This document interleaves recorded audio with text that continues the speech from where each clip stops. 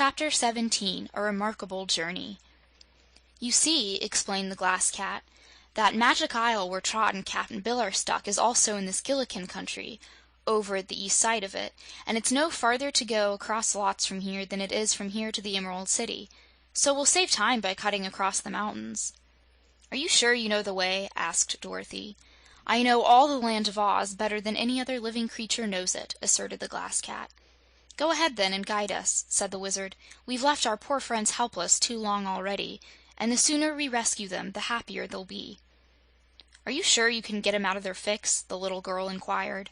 "I've no doubt of it," the Wizard assured her, "but I can't tell what sort of magic I must use until I get to the place and discover just how they are enchanted." "I've heard of that Magic Isle where the wonderful flower grows," remarked the Cowardly Lion.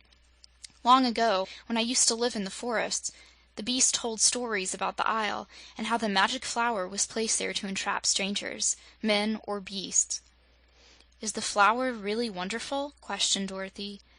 "I have heard it is the most beautiful plant in the world," answered the Lion. "I have never seen it myself, but friendly beasts have told me that they have stood on the shore of the river and looked across at the plant in the gold flower pot, and seen hundreds of flowers of all sorts and sizes blossom upon it in quick succession.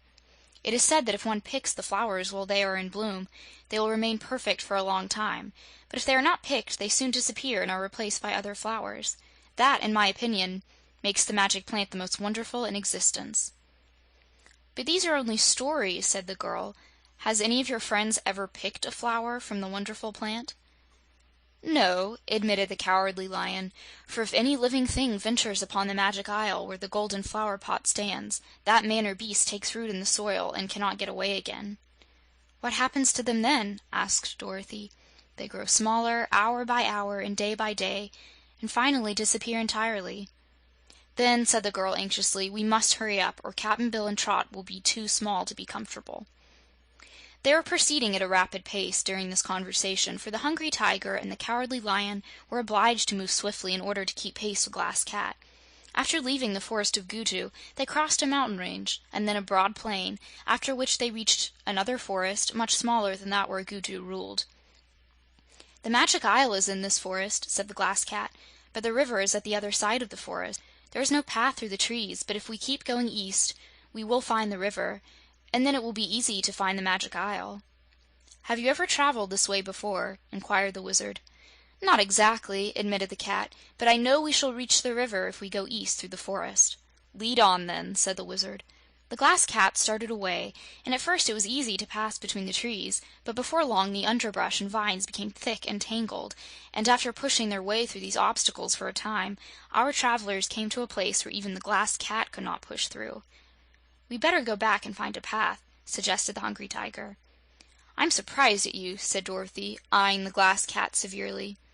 "I'm surprised at myself," replied the Cat, "but it's a long way around the forest to where the river enters it, and I thought we could save time by going straight through." "No one can blame you," said the Wizard, "and I think instead of turning back I can make a path that will allow us to proceed."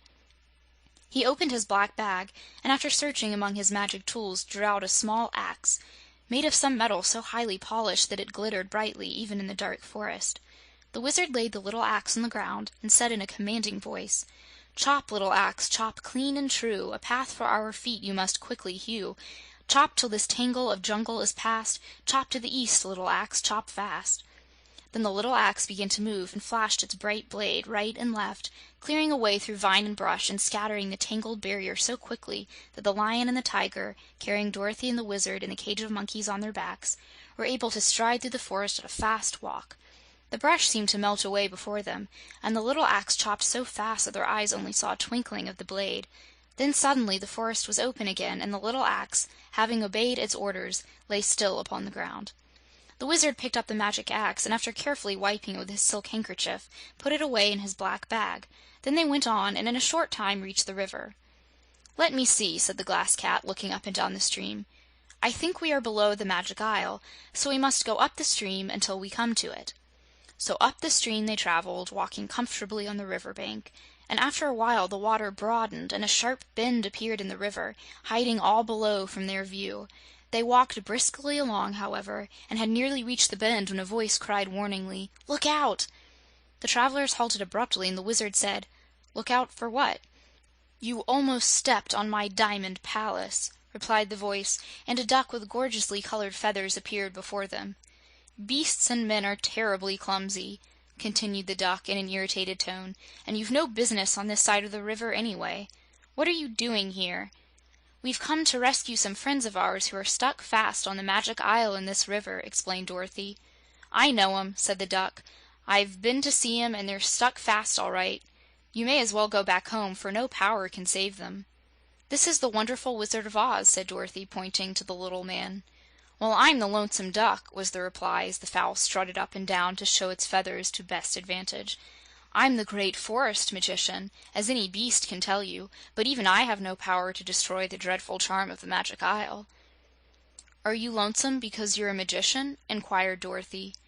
"No, I'm lonesome because I have no family and no friends. But I like to be lonesome, so please don't offer to be friendly with me.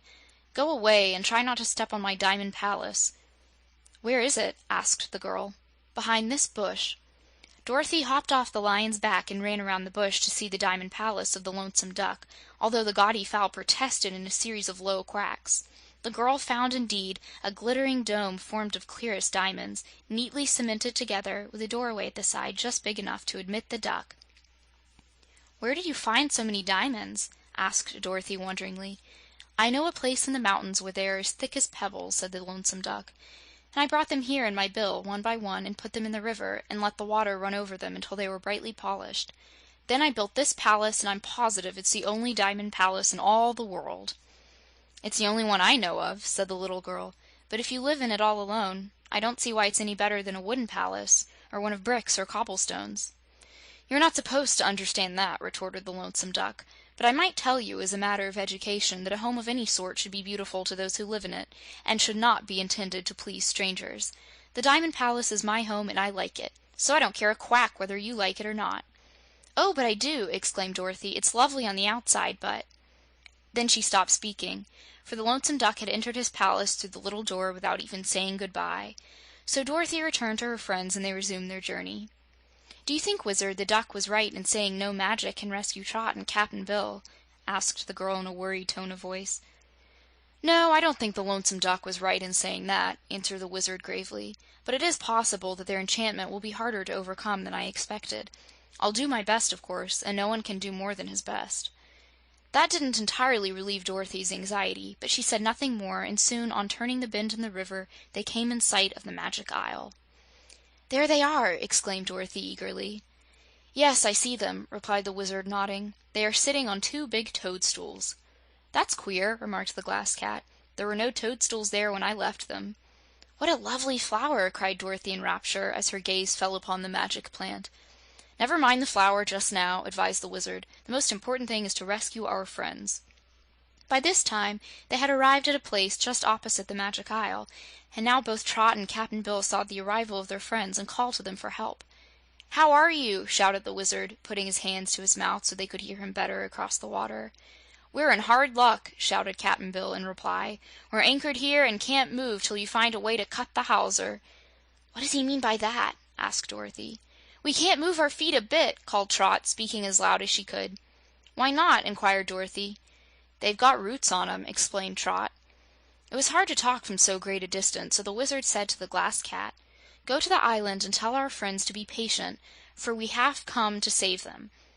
It may take a little time to release them, for the magic of the isle is new to me, and I shall have to experiment. But tell them I'll hurry as fast as I can." So the Glass Cat walked across the river under the water to tell Trot and Cap'n Bill not to worry, and the Wizard at once opened his black bag and began to make his preparations.